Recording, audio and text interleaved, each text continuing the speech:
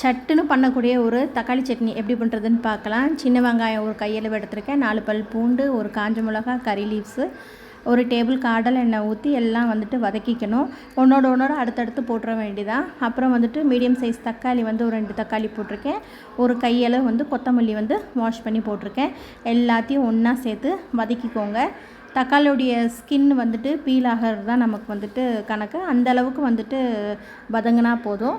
ரொம்ப வதங்கிட்டால் டேஸ்ட் நல்லா இருக்காது.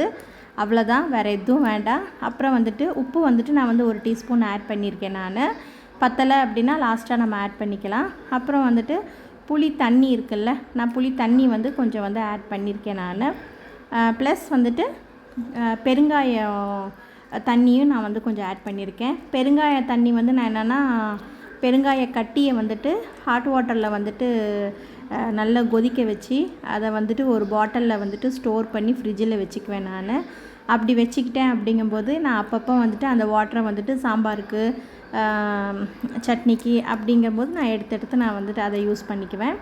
இது கொக்கும் அப்படின்னு சொல்லிட்டு நம்ம குடம்புளி இருக்குது பார்த்தீங்களா, அது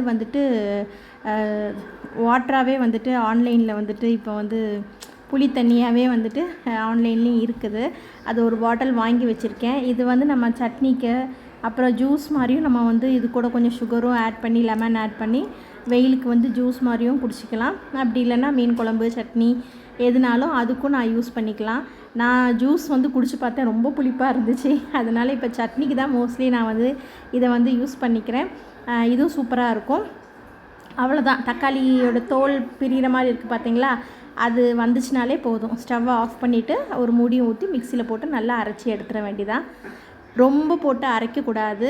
பல்ஸ் மோடில் வச்சு ஒரு 4 வாட்டி பல்ஸ் மோடில் வச்சு அரைச்சி எடுத்துடணும். அவ்வளோதான். ரொம்ப மையாக அரைச்சிட்டோம்னா இந்த சட்னி நல்லா இருக்காது.